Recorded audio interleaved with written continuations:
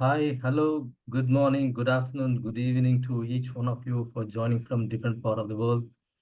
I welcome each one of you for this another exciting meeting of IOSH Qatar branch. My name is Venkat. I'm the chair for IOSH Qatar branch serving you all. Valentine, can we move to the next slide? Before we get into our business session, I'd like to remind you all about basic ground rules for this session.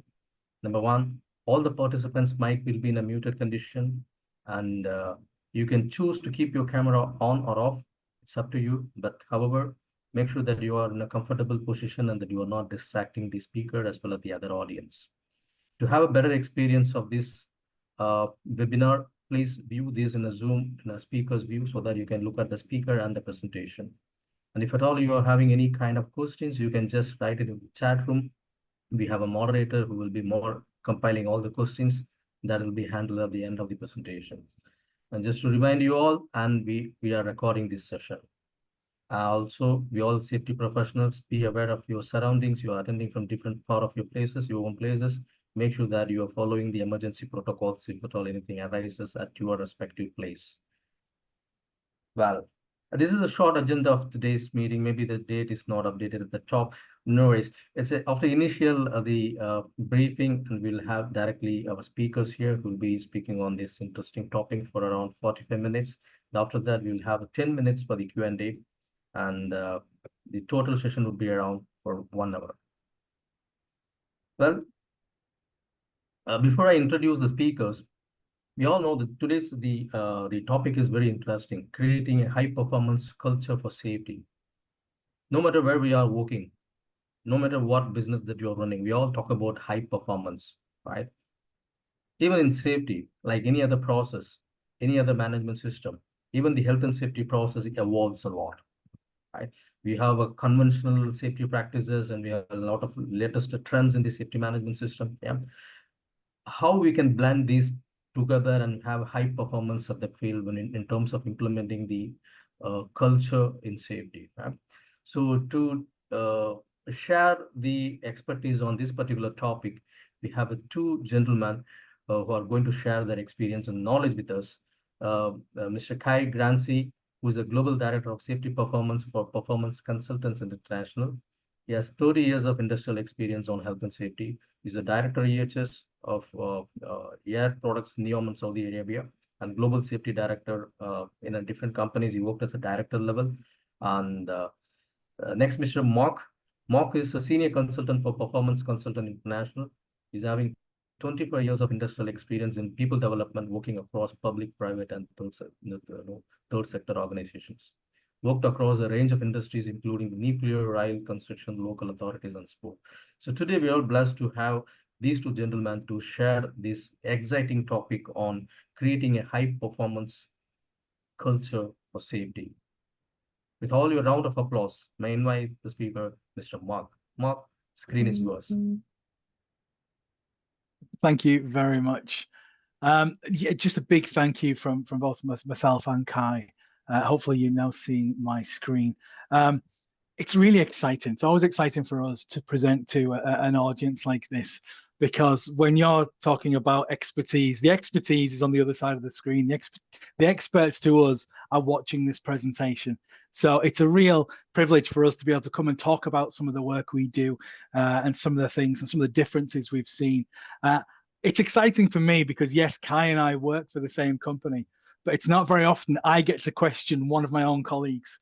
So today I'm getting the chance to ask him some questions. So I'm going to be learning just as much as you guys are learning and hearing some fantastic things, hopefully. So yes, definitely, it's all about creating that high performance culture. So as a company, Performance Consultants, excuse me, we were set up some time ago now by a gentleman called Sir John Whitmore. Those of you that have been involved in coaching, those of you who've done any kind of leadership or management programs, have probably come across Sir John. So Sir John was one of those amazing characters that was able to take all the things he'd learned in the sporting world as an ex-racing driver and think, actually, business and big industries could really benefit from these things. And he brought his kind of his way of working, business coaching as it was then, right into industry. And ever since then, Sir John has paved the way. You can see there on the right-hand side, Coaching for Performance. The 6th edition of that book is just about to be published next month. It's the biggest selling coaching book in the world. And it's got a new chapter this year around coaching for safety as well. So if anybody does want to pick that up after this, definitely worth it, because it's something that we've been able to take over the years and really move into the safety sphere. So hopefully you're going to pick up a couple of little bits and pieces today. That's giving you a little bit of background about Performance Consultants. We work with companies right across the world, looking at their cultures, how we can improve them, how they can improve, taking that coaching approach. And I think you might pick up one or two little nuances from Kai today about some of the effects that's had over the past several years, especially in the safety sphere. We've already been kindly introduced, but just as a real quick touch point, yes, my name's Mark Drummond. I am the Senior Consultant for Performance Consultants International. I've had many years, 25 plus. It always worries me when I just speak that out loud. 25 years in the industry. I notice Kai's got 30 years, so that must worry him even more when we see how many years we've got between us. I've worked across a number of industries, most recently nuclear and rail and construction. And Kai has a wealth of experience, and you're going to hear about some of the experiences that he's gone through as well. So I don't want to spend too much time talking about us, because really this is about you guys. This is about making sure that we present something that you can use, some information that you're going to be able to take away from this today and go, okay, I can make some differences. One of the reasons we're doing this, or the big reason we're doing this really, is because what we're seeing right now in the high risk and safety critical industries. It says there's the ILO in 2023 said that statement there. Despite significant progress over the years, the reality remains that workers continue to suffer from work-related injuries and diseases, with some even losing their lives. We all know, everybody's on this call, because we know how important safety is. We know that it's critical. You can see some of the size of the problem. And over the last 5, 10, 15, 20 years, the statistics aren't going the way we want them to go. We want them to be going as close to zero as possible. We want to be getting these numbers down. But as you can see there, so again, from that ILO report, 395 million workers worldwide sustained a non-fatal work injury. 2.93 million workers died as a result of related factors. You can see some of the statistics on that screen, and we will share these with you afterwards as well. We'll share the presentation. But that outlines the size of the problem that we're trying to deal with. And it outlines some of the things that we're all aware of and we're all very passionate about. And we're all trying our best to reduce those factors as much as we possibly can. But there has to be something. There has to be something that's meaning those statistics are going up. So hopefully, when we have a little chat with Kai shortly, you'll be able to see some of the things that we hope and we're sure will help those statistics move in the right direction. One of the things we've done over the last few years, I would say, is look at company cultures. And one of our proprietary tools is what we call the safety performance curve.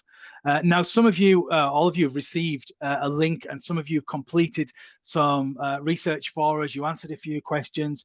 We've combined that information with information we've got from a previous survey where we did it with a similar group of people as well. And what we've been able to do, we've been able to look at those statistics and plot them onto our performance curve, our safety performance curve, and identify the type of cultures we've got.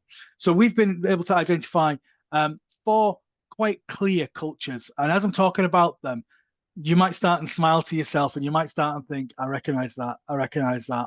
Because at the bottom, you've got that impulsive culture where there's high levels of interference, you can see, but low levels of potential. So that's really the reactive leader. That's where the leader is. We accept that accidents happen. It's just part of our work day. Yes, I've got to record them, but it's just something that we accept. Just as we accept that we log in at 9 o'clock and we clock out at 5 o'clock, we accept that accidents happen. The next one is what we call dependent. So it's a very directive leader. So it's very much the command and control. People need to just follow rules. We care about compliance. So we tend to report the amount of times somebody broke a rule. So it's all about following the rules. And that's what the leader's there for, just very directive. As you start and move up the curve, we start and move into that independent stage. So we start and move into the empowering leader. So actually, this is the leader that is a high-performing individual, and they may have a high-performing team, but it's very much in a silo. It's very much isolated. And sometimes within a business, you'll actually get teams competing against each other. So you may get one division is competing against the other division to be the best team or the best department. So yes, it's high performance, but actually there's a conflict because that team may decide to keep their best performers. They may decide to keep their best knowledge because that gets them to be the best team. That means they're the high performers. So yes, there's high performance happening, but where the difference happens, where the real magic takes place is when you can move up to the transformational leader. It's where there's high levels of collaboration. So it's really about, we all care about each other's safety. So one of the things, like I said, we worked with yourselves and we worked with another group of people, and we managed to put together some statistics. So for the people that are listening today, combined with the ones that we had on our prior webinar, this is what it looks like at the moment in terms of where your companies or where you've identified your companies sit. So people were very honest. We do have companies that are reactive. We still do have a lot of reactive companies. We certainly have a lot of directive, and that's probably historical from the nature of how we work in the safety industry, because it's very much a tell. It's a command and control. We pass instructions down and we feed information back up. We are getting a lot of high-performing teams. So you can see there, the empowering leader. But what we've just started to see and just starting to emerge is that true interdependent cultures. So we're starting to see that purple box there, the 13%, is starting to rise and the other ones are starting to come down. Kai's going to talk a little bit more about that, but you can see from that slide there that we're starting to move in the right direction, but we still need to be moving further towards that right-hand side. I've spoken enough. The person you're really here to hear is Kai. So I am going to now stop sharing my screen. Do that. Yeah. And hopefully I've now got the chance to grill Kai and put him under the spotlight for a little bit and find out a little bit more, like I said, about some of the things in Kai's experience that have gone really well, and hopefully guys get a chance to ask him a few questions. So my first one goes straight back to those slides you've just seen there, Kai. Those statistics aren't great statistics. So in your experience, how does that tie into what you're seeing right now in the workplace? And how can you kind of just help us bring that to life a little bit? Yeah, Mark, thank you so much. First of all, good evening, good afternoon, wherever you are in the world. Thank you so much for joining. Thank you to Venkat and the team for having us, giving us the opportunity to have a nice chat. So, Mark, thank you so much for the, let's say, interesting introduction. But what you're actually showing us with the numbers, the stats, and the statements from ILO is quite a horrible picture you're painting, right? So I don't know if you did the calculation, but that means every day we have 8,000 people that die from occupational incidents or diseases in the world, and 1 million people have an injury every day on the job. As bad as it is, for me, and I think for none of us, it's really a surprise, because we hear of these numbers and about stagnation, and even in some areas and countries and companies about an increase of numbers for 10, maybe 15 years. So it's a constant topic over, let's say, half of my career, which is quite frustrating, and maybe for you as well. And that's not only globally, so it might seem quite abstract and far away, but actually it's the organizations that produce these numbers, right? So everybody of us is somehow part of this. Just a warning, if you now think this is not relevant for you because you are working in this nice zero policy project or company, regularly celebrate millions of man hours without incidents, celebrating 1, 5, 10, 20 million man hours on a regular basis, I would recommend that you shouldn't be too optimistic about it.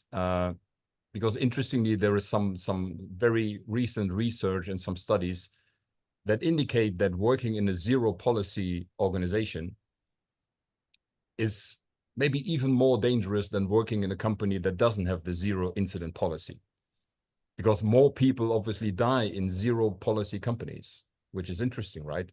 So, but don't want to go further. It's an interesting topic, but maybe a topic for another webinar. Overall, this zero is quite dangerous.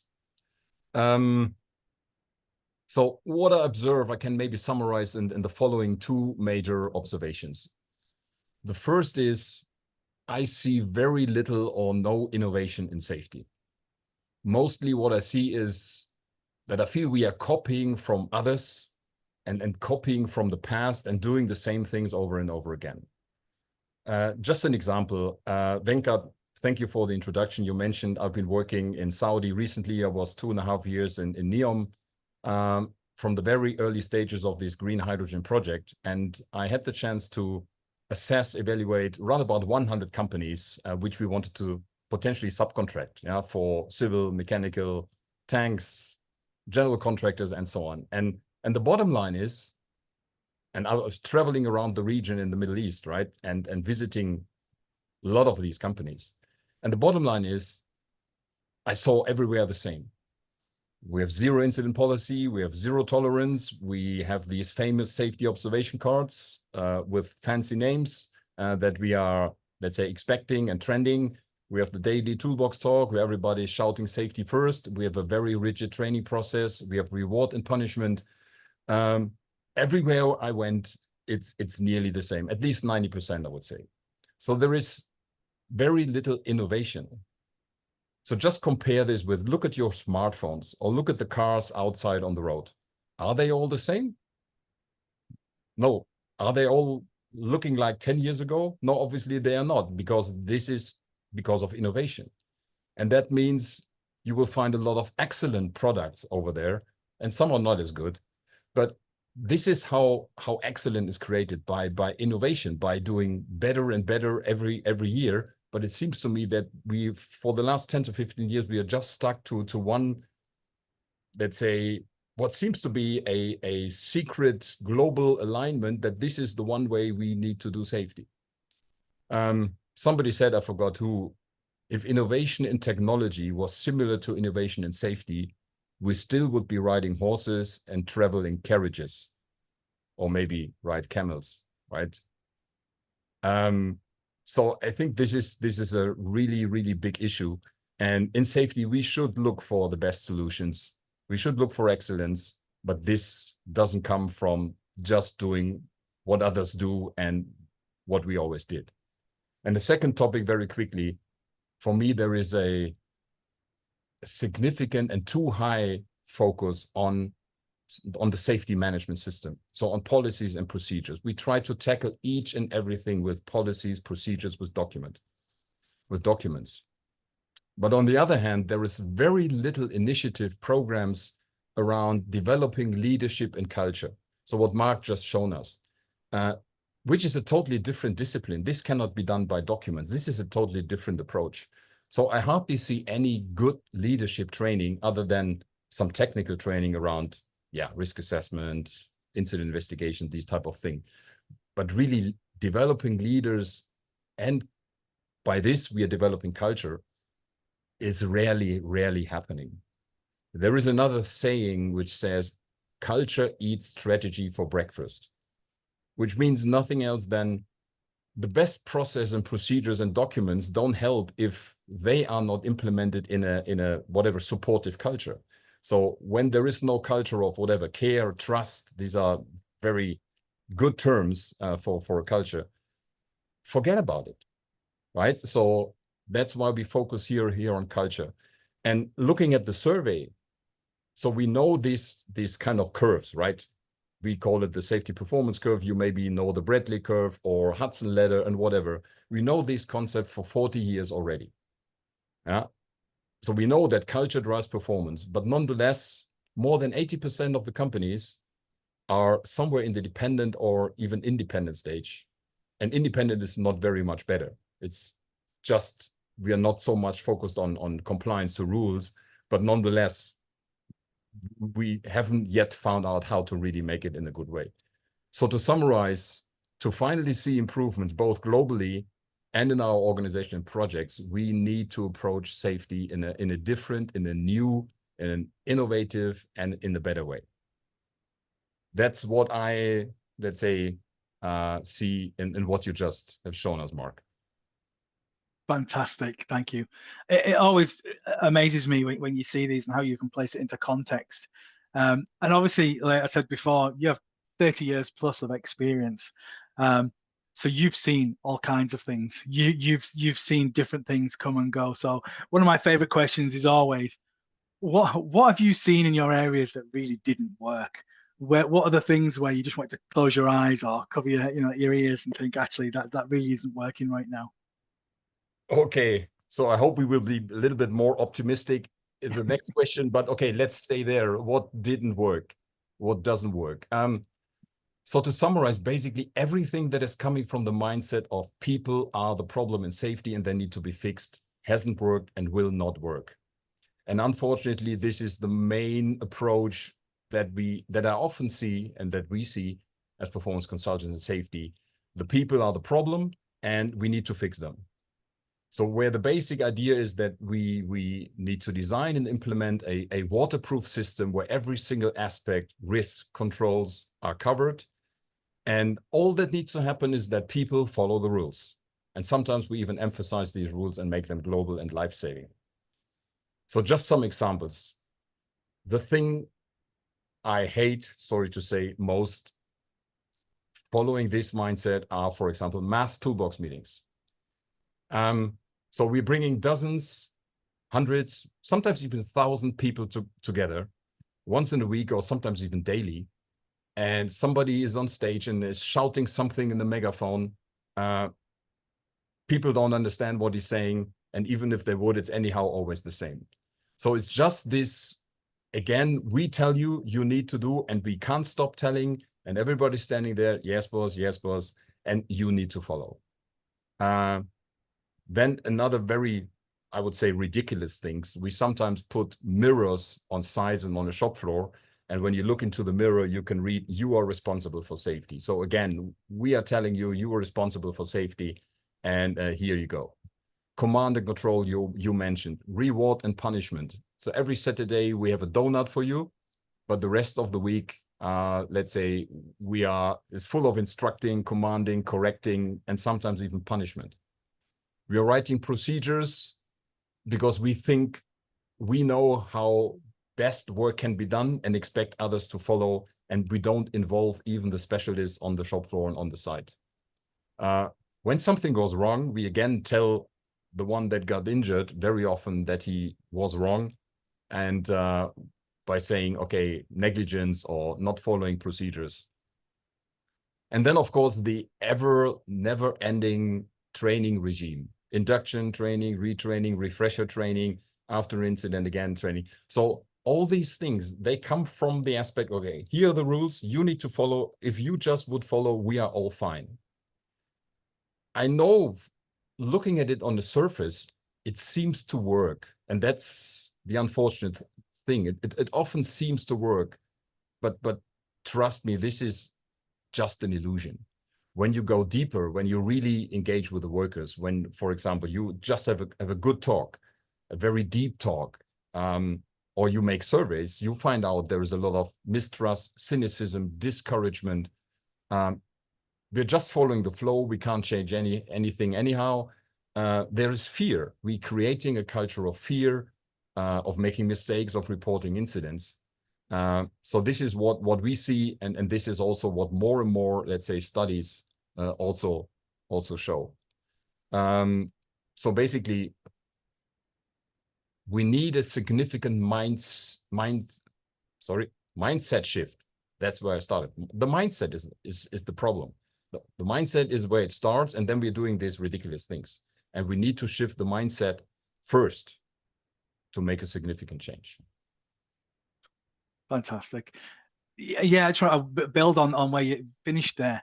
So there was obviously a lot of things, and I can tell, I know there's people on the other side of the camera that have got a small smile or a little smirk, and they're nodding and say, yes, I recognize what you just said. I can see it. And they're thinking of incidents, and they're thinking of times, maybe today or yesterday or this week or last week, or they're thinking, actually, I've got a big 100-person toolbox talk next week, and they're smiling to themselves. So I want to flip that and say, actually, you've highlighted a lot of things there where they really aren't working, and we've already seen the data proves they aren't working. Even if we think that they are, the statistics are showing they go in the wrong direction. So what does work? In your experience, what have you seen that really works and makes a difference? Okay, thank you. Finally, some optimism here in the room, right? Yeah, so just want to continue where I stopped. So again, it's the mindset. So what works is basically everything that is coming from the mindset of seeing people are the solution in safety, which is the opposite to seeing people as the problem that need to be fixed, right? And this is a very significant shift. So what it needs is to combine our very good intentions. So the intentions stay the same. Our intention is great: health, safety, no incidents. Health and safety, healthy and safe workplaces. We need to combine this great mindset, these great intentions, with a new mindset. A mindset of seeing others being full of potential. Seeing workers, for example, as the experts. Being the solution, having the solution. Being part of the solution. Yeah. So they are the experts. They know, they have the experience. And we need to much more work with them. And that starts with seeing them being full of potential. It's not us telling them. They have the potential. And this goes along with, let's say, redefining our role as safety professionals or any other leader in safety, redefining our role towards helping others to learn and perform rather than forcing them to follow rules or just my ideas. So just an example, and a tip to try this. If you're ready to apply a new mindset where you see other people being full of potential and being the solution, just use the next incident that you're having and the meeting that is following, maybe a stand-down meeting, an investigation meeting, and open the meeting with the question, which goes like this: gents, we need to make a decision. We can blame or we can learn, but we can't do both. So what do you want to do? So guess what's happening? From experience, and the question I told you was exactly the question I asked 2 years ago in Saudi Arabia when we had the event. And afterwards, the most amazing thing happened that I've ever experienced. It was a totally different climate. It was a totally different let's say, conversations process that happened in the aftermath of an incident. It was just beautiful. And this is the new mindset in practice. Stop blaming, stop explaining, stop correcting, but trust in the workforce, even if they did a mistake, even if they created an incident. That opens up, this new mindset opens up a totally new world in safety. When I shifted this mindset, and this was 10 years ago, because I got involved in a fantastic training by this company I'm now working with. I just joined 4.5 months ago. I couldn't do safety anymore like I did before. It was, let's say, now all about, let's say, really working totally differently with the people. And if we change this mindset, we come closer to the real meaning of what it is being a safety professional, or to work as a responsible leader in safety. So Mark, it's the mindset, and everything we're doing with that might help us. Fantastic. Great. I love the way you've highlighted there kind of the issues we're seeing, and actually what some of the solutions you're seeing as well. So that's fantastic. So just sticking with that then, I'm going to ask you to kind of pivot slightly and say, okay, other than the leader's mindset, what else do you think is needed to really drive us in the right direction where we need to be for safety? Yeah. Well, yes, very good question. So there is something else. However, if we start adopting this new mindset and really we need a little bit courage, and we need to be brave, but trust me, you're doing the right thing. As soon as you do so, things start changing automatically. So what I see is when people start changing, they stop being the command and control and the boss and the manager. So they're building more relationship, no longer top down, but let's say approaching others on the same level. The conversations around safety are less, let's say, critical and less disputing and so on. There are some nicer chats, let's say, developed. However, usually it's around, think about your family, right?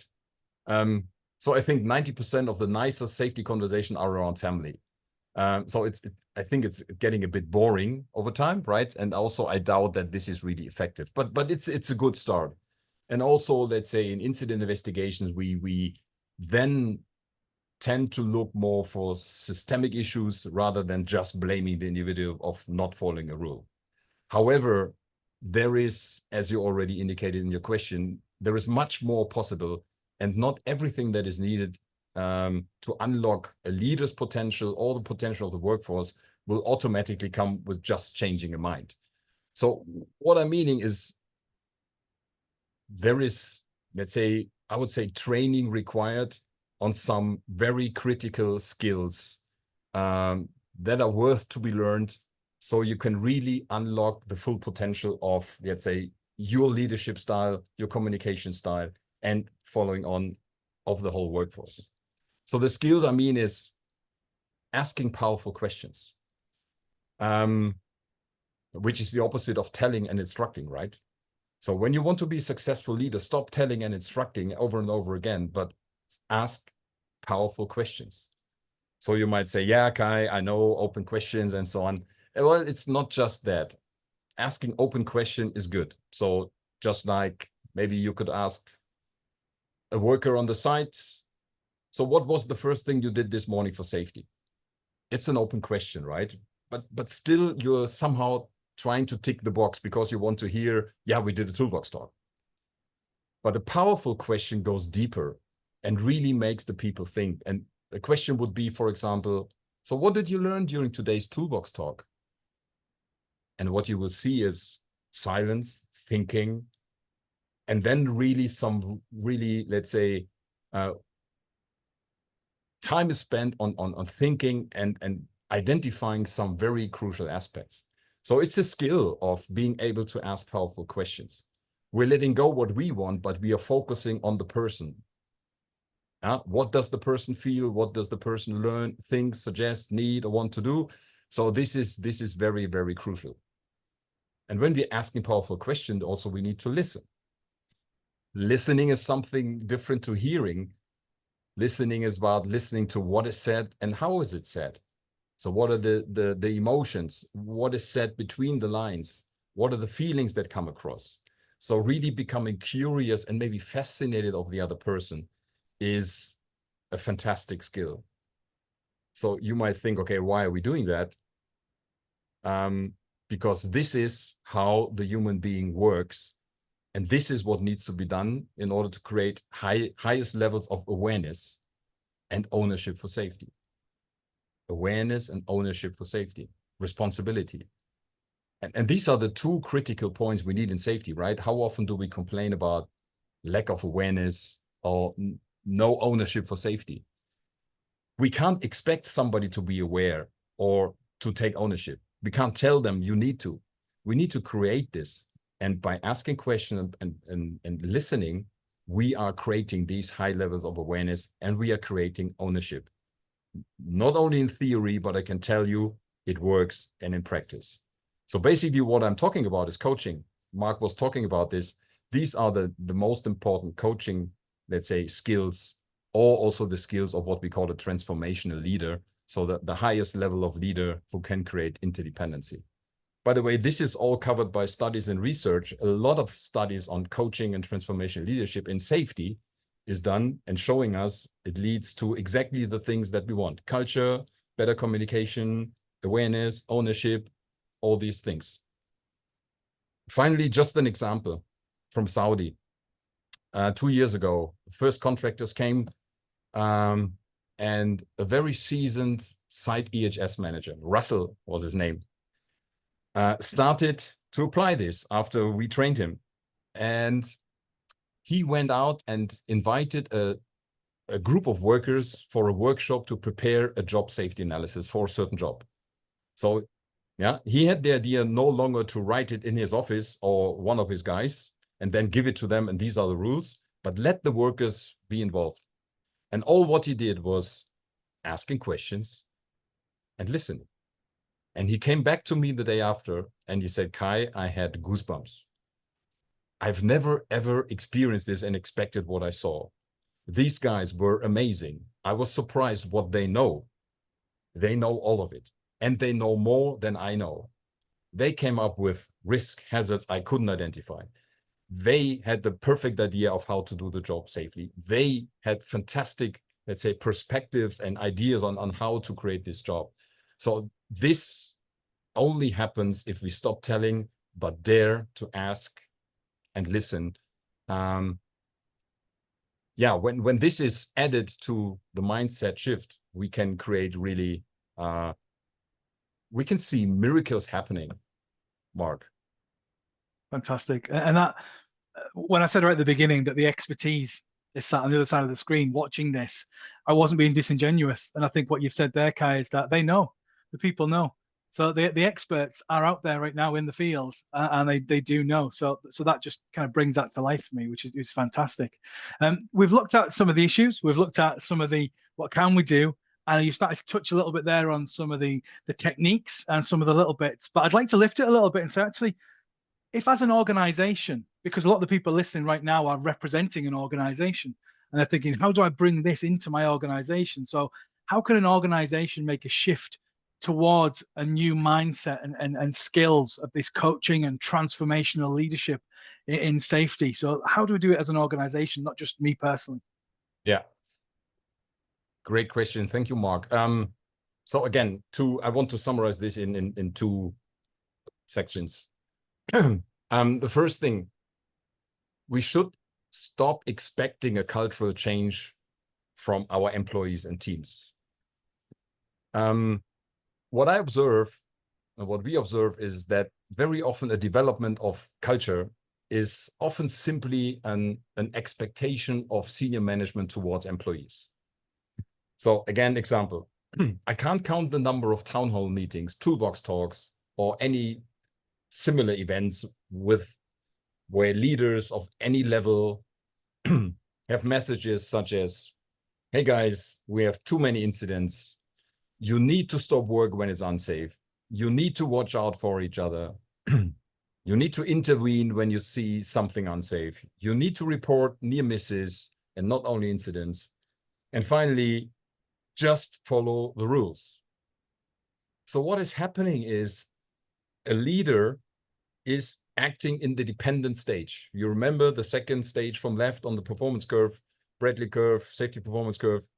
Yeah, it's all about compliance, right? But he's expecting the team to act in the interdependent stage. Yeah, so come together, help each other, and whatever. That doesn't work. So stop expecting these things to happen. It's not in the first place the task of the worker to perform safely, but it's the leader's responsibility to create an environment where the worker's potential to work safe is unlocked and where safe work can and will happen. So we as leaders, and I mean also you guys, let's say participating, working in the safety, we need to be the change. We need to embody the change, and we have to stop expecting, let's say, the change to happen. And the second thing is, we as an organization have to learn this, or we as an organization, better to say, have to allow our leaders to learn this. Most of the leaders I've seen don't have this mindset, don't have these skills of listening, questions, because they don't have the experience. Yeah, they have seen and experienced totally different things, command and control, all the traditional stuff. I wasn't able to do that 10 years ago. It needed me to sit in a classroom in London 2 days for a training to get introduced to a totally new world. But the good news is, it's not only me that can learn it, but I've seen in the meantime 700 leaders over the last 10 years who learned this. And I can't recall one single person who didn't learn it.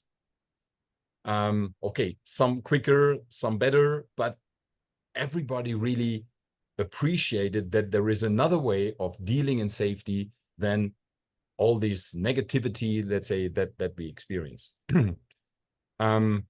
So I learned how to become a leader, having impact on other people by not telling them, follow my plans and my procedures and my ideas. I already told you I couldn't do safety anymore. And so what really needs to happen is the organization needs to learn it. And it's possible. It's not rocket science. It's not easy because it's a significant shift. But most of all, it's enjoyable. It's really fun to go into something more human. And I can promise you will make, let's say, fantastic experience, and you will enjoy the journey if you go into this, let's say, on this learning journey. Amazing, amazing. So this is the big question for you now, Kai. This is the billion-dollar question. What differences have you really seen since you started to take this approach, and since you've seen other people take this coaching approach to safety? What are the big differences you've seen? Oh, yes. Big differences. And, 10 years ago, I started and I couldn't stop. So wherever I was, so you have maybe seen it on the slide or on my LinkedIn, I have worked for several companies since then and some projects. It was always, let's say, in the forefront of my agenda. It was always top on my agenda, and I really enjoyed the work in it. It was always, let's say, successful. Could have been even more successful, right? But it was always enjoyable, and I always felt companies are waiting for us to come up with some great ideas, yeah, that really move us forward. So I enjoyed every single second working in this area. That's also why I became a consultant, so I can spend full time, let's say, on this. I've seen fantastic outcomes. I will come to the details, both in the companies and projects I've been working with, but also with contractors.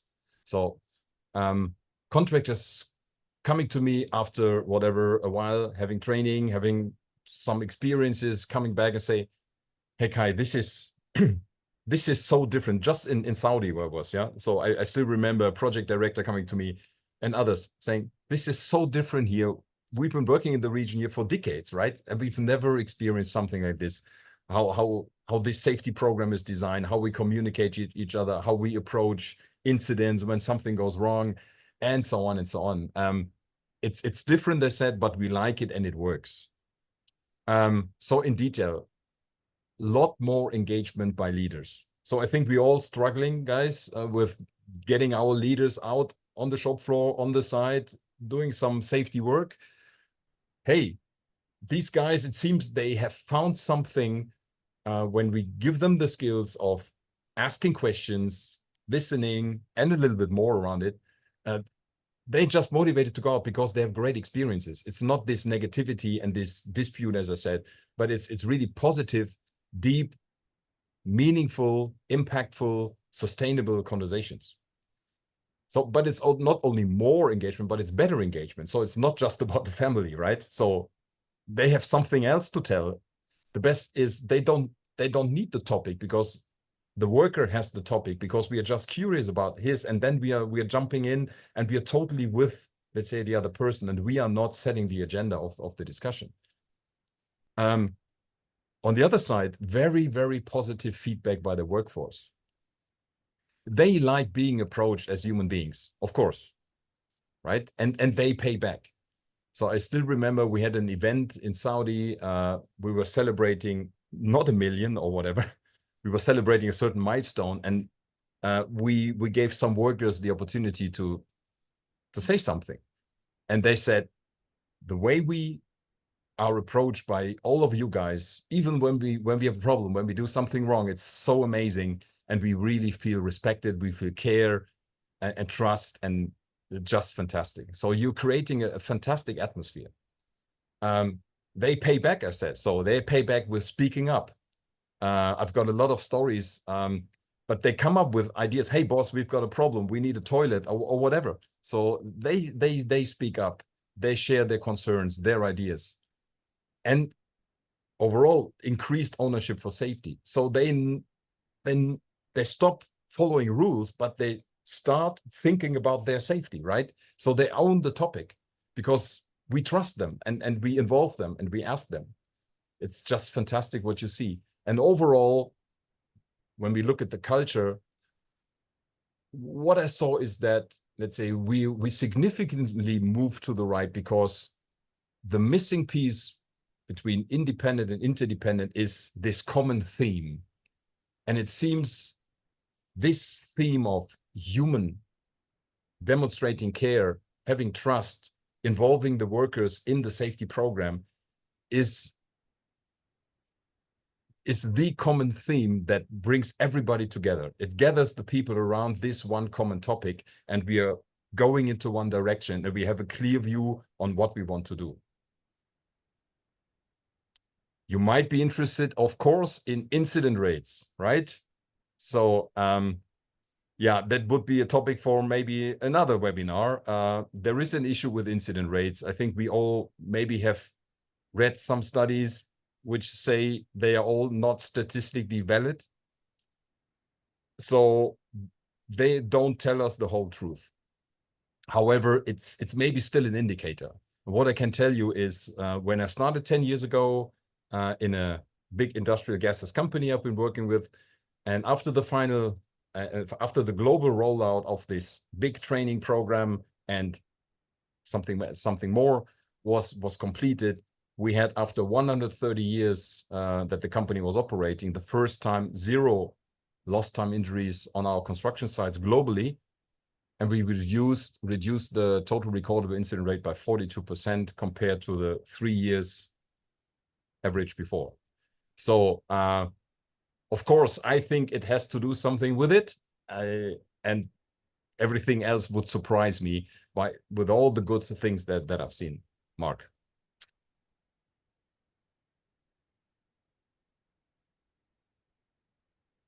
Hey, you're on mute. Oh, sorry, I'm mute.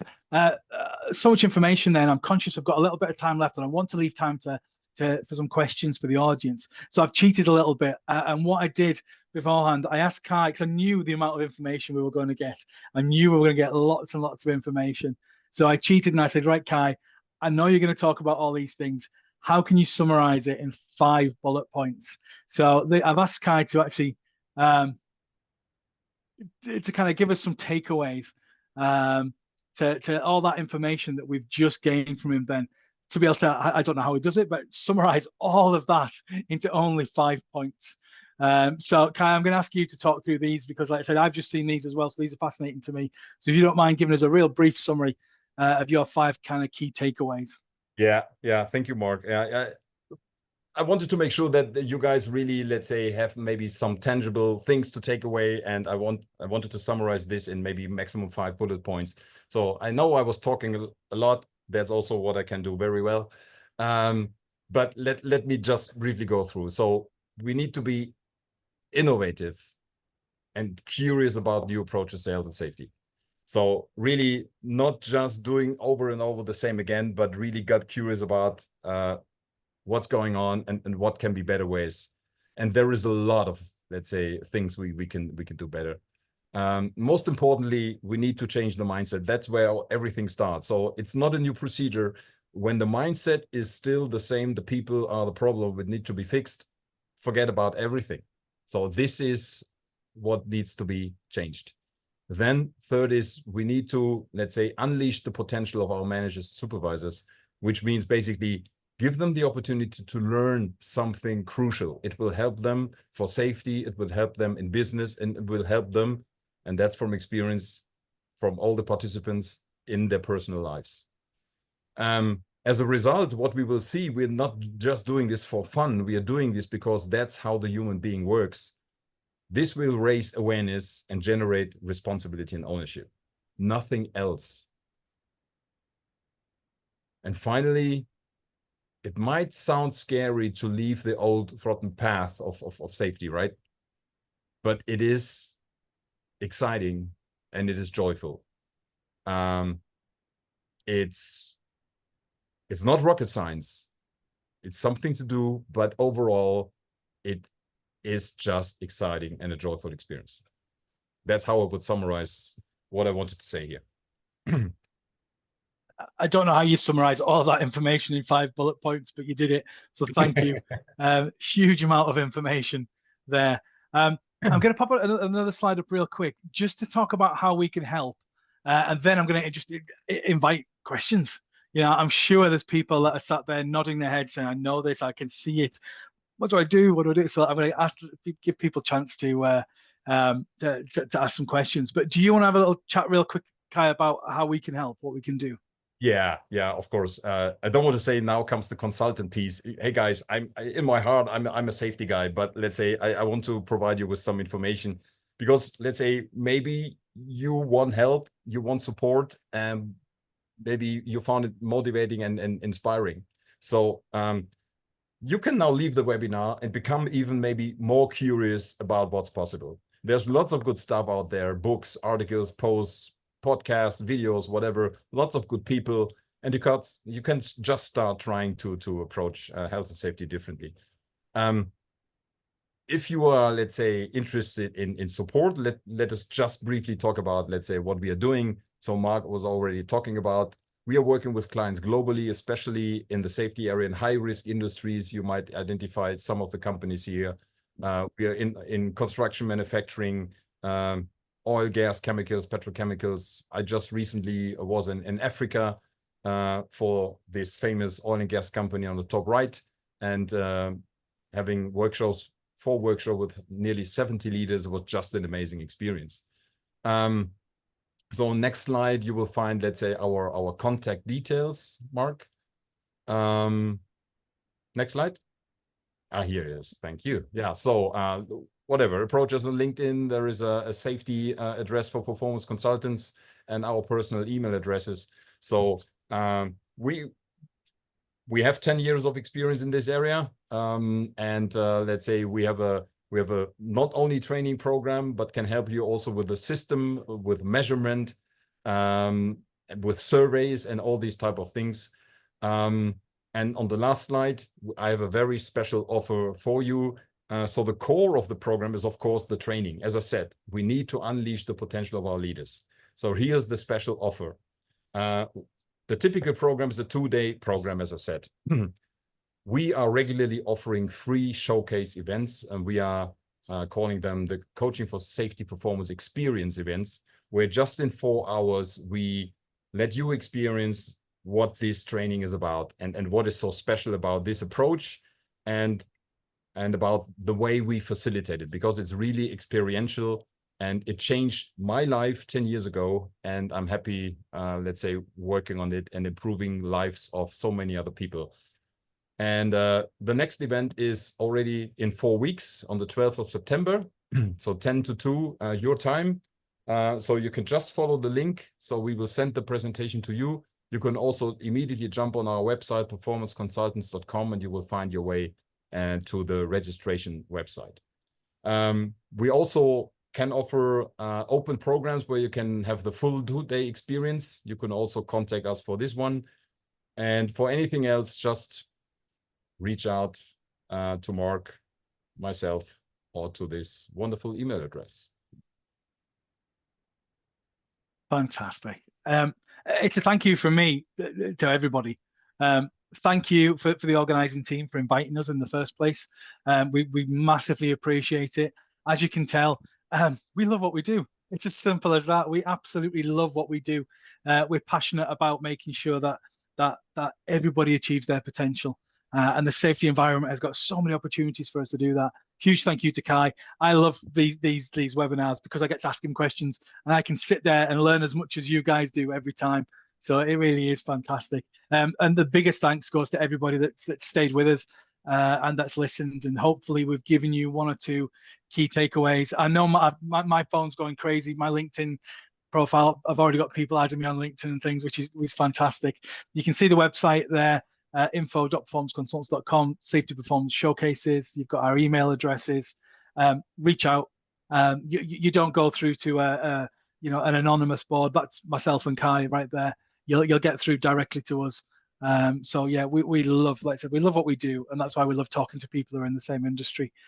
So at any chance we get to talk about this, as you can see, we take that opportunity. So I've got a couple of minutes. I haven't seen many questions come through yet, but Valentine, I don't know if you've seen anything come through. If there's any questions anyone's got, please ask them. Absolutely, a lot of questions. Just asking Kai or Mark, if you don't mind, could you put your contact details in the chat box, and the audience will be able to take care of that much later. Thanks once again, Mark and Kai, for summarizing this information. It's quite detailed, but you try to keep it on a short time. We have a lot of questions coming up. I'm not sure how much we could take, but let's start from here. Someone's asking, where can we integrate artificial intelligence into safety management system to improve the performance of the safety culture? Yeah, well, interesting question.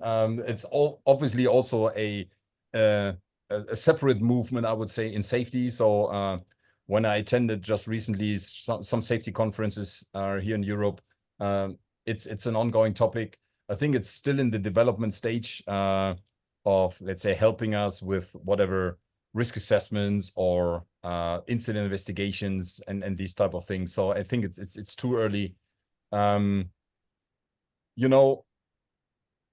Rather than thinking about artificial intelligence, I think we should talk about, let's say, the human intelligence. That's our topic. So I think whatever we do, again, if we bring in new variables, tools, AI, whatever, our experience is when culture, leadership, mindset is not in the right way, forget about everything. So I think it will always be a very human business in safety. And let's get these things right first, and then I would jump on, let's say, some technology to help us. That's how I see it.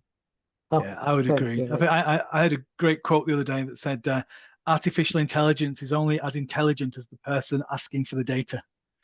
So I think that's right. So it's people centric. You've got to know what you're asking first. So focus on the people, and then hopefully artificial intelligence will come along later. Okay, we've got another question from one of the audiences asking if intervention could do better to avoid accidents than reporting near misses? I think intervention definitely would do much better, but I think reporting near misses, it's more for learning purposes. Let me skip this. I will run through this. Then the next question comes like this. We should avoid blame culture as IOSH. Can we behave towards people who make mistakes deliberately regarding safety? What is the best and innovative way to avoid such behaviors? Mark or Kai, which of you want to take this question? I'm going to let the expert take that one. So what again was the question? What is the, of what? So Said, how can we behave towards people who make mistakes deliberately regarding safety? And what is the best and innovative way to avoid such behaviors? yeah, it's exactly the approach that I just talked. So just be curious and just talk to the people. So I think it's a very strong statement, breaking the rules deliberately. So there is a very nice article, let's say you can find it on LinkedIn, which is called The Willful Violator, and saying we are all willful violators. The imagination that we think that our rules are the full truth and everybody at every time can follow the rules is just blank theory. That's not practice. So it is about, let's say, even if this happens, if you have a strong feeling that something, let's say, was done deliberately, it's about curiosity.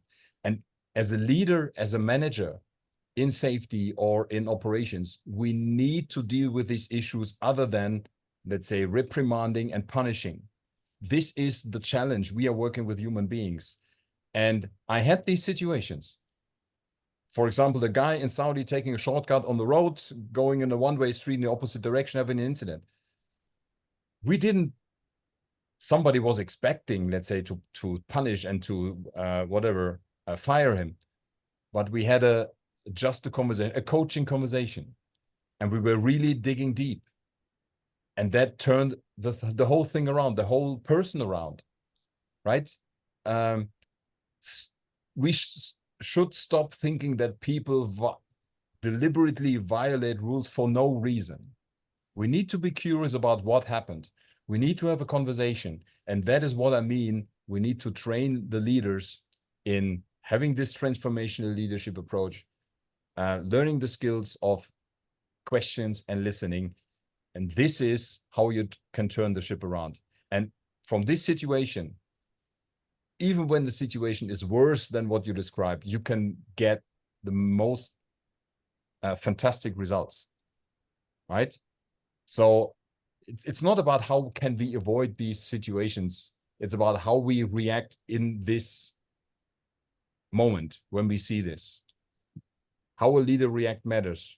And I can promise you, with the skills that you can, let's say, learn, you will be able to deal with these issues and ensure that this person acts differently in the past. Not to say that this person will no longer make mistakes. We are all human beings, but you will have, let's say, great tools to deal with it.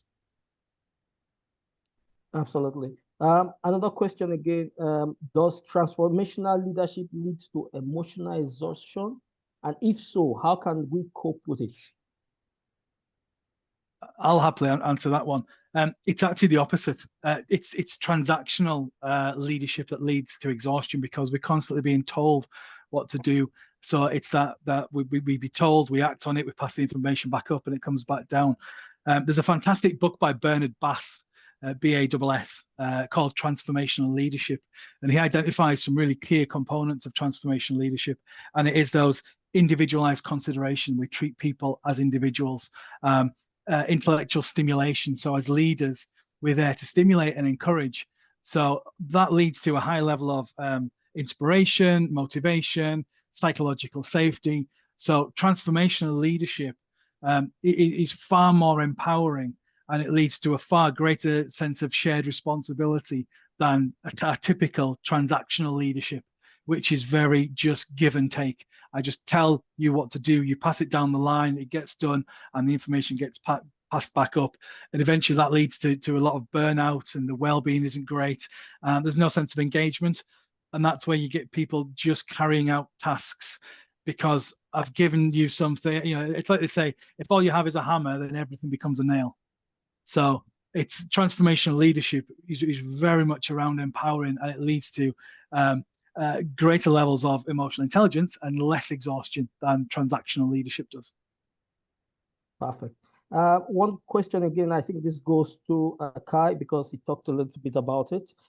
Someone's asking how to implement this transformational leadership in an organization where safety is monitored only in terms of LTIs. Is it top to bottom or bottom to top approach? Yeah. Yeah, perfect. Yeah, many organizations just, let's say, measure safety based on let's say, the incident rates, LTI rates, whatever. So just from my experience, and also this is connected to how much time required to change the new to the new approach, is it goes quite quickly to make a good start. So what I did, I just started talking differently about safety. And I would just recommend to you to do the same if you are interested to make the change. So for example, I took, when I joined a new company very early, I took the first moment where I had to share a safety moment. I didn't talk about whatever, fire extinguisher, heat stress, slip, trip, fall, or whatever, but I was talking about safety culture, and that the typical approach that we are having is creating a culture of fear. But what we should have is a culture of trust and care, which leads to much, much better results. And I did this in the Saudi project and whatever. And as I said already, this very quickly gets the attention of leadership. They are becoming curious about it. They measure LTIs because they don't know anything else, right? What I see that organizations and projects are waiting for better solutions. And if we stop talking about the traditional ways, and even in safety moments, just about whatever, falling from heights, but we approach leadership and culture. And if you want, I can even help you sending you a slide which you can use for your safety moment.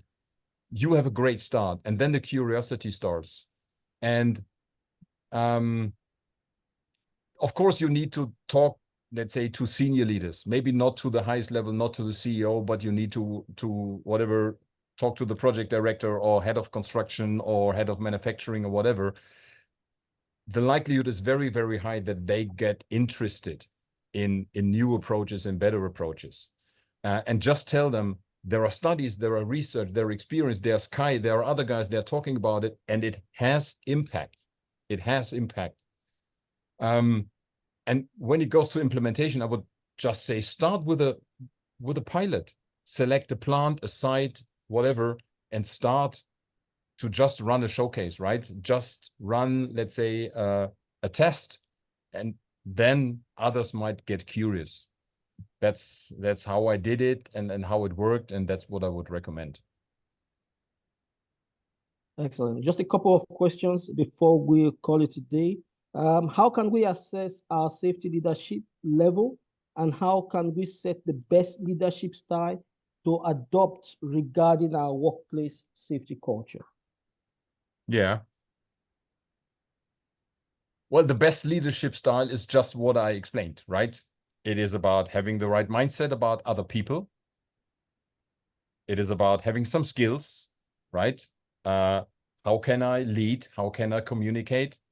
How can I ask powerful questions that are really helpful? How can I learn to be a better listener? Many of us have problems with listening, right? We're listening because we are waiting for our time to talk, right? So again, there is evidence, transformational leader and coaching skills is what will lead to results in safety and in any other area of performance. We have projects with companies on sales, right?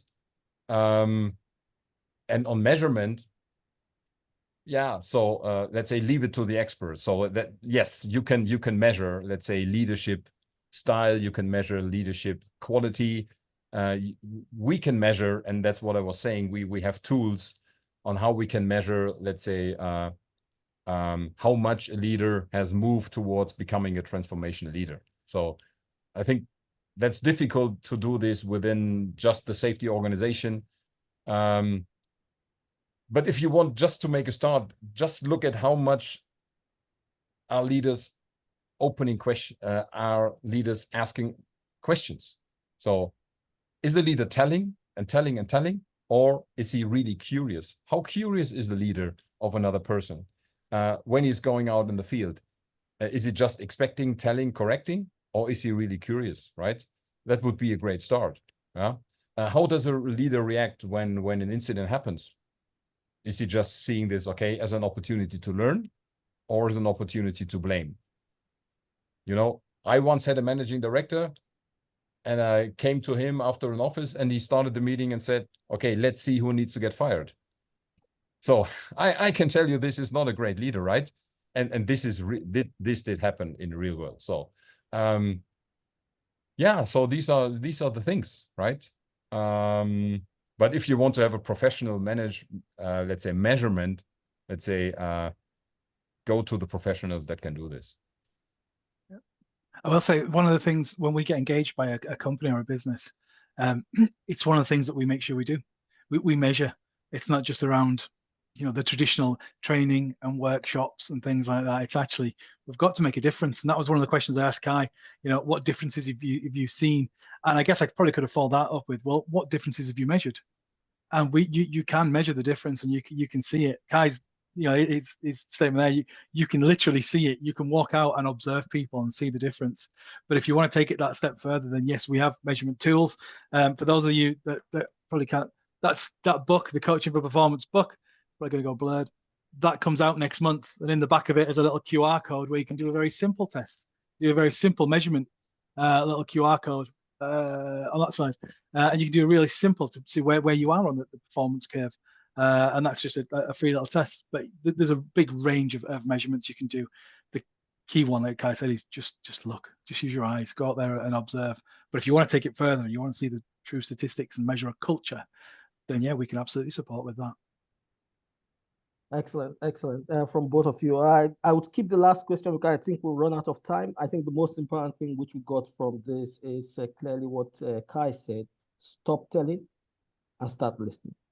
I'll hand you back to Venkat, the chair for the final part of it. Thank you, Valentine. Thank you, Valentine, for running this Q&A session effectively. And Kai and Mark, thank you very much for that very profound and insightful topic that you started a very wonderful discussion that's really important among the safety professionals. You started it, and high level of commitment, deep understanding about the leadership has to begin in every organization, and you started that discussion. Thank you very much for that. And we truly appreciate your time and sharing your knowledge and wisdom with all of our members. I'm sure all of our members got benefit out of this, and it's a starting point. It's a starting point where we can think something differently, how we can take it forward, the health and safety profession to the different level. Thank you very much for your time, and thanks to all our members for taking part in this program. I'm sure this was quite useful to you, and thanks to Valentine for supporting to make sure this branch even happens smoothly. Thanks to Emmeline for your support. And may I request all our members to switch on your camera so that we can have a small group picture.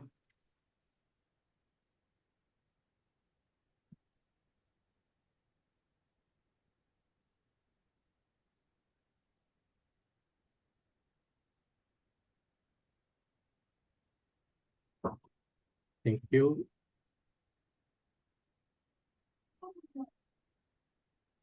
Thank you. Thank you very much once again to all of you. We will meet in another meeting, maybe in the next month. See you all in the next meeting. Thank you, Mark and Kai, once again. Thank you, Venkat. Thank you you. all. Thank you. Thank you. Bye-bye.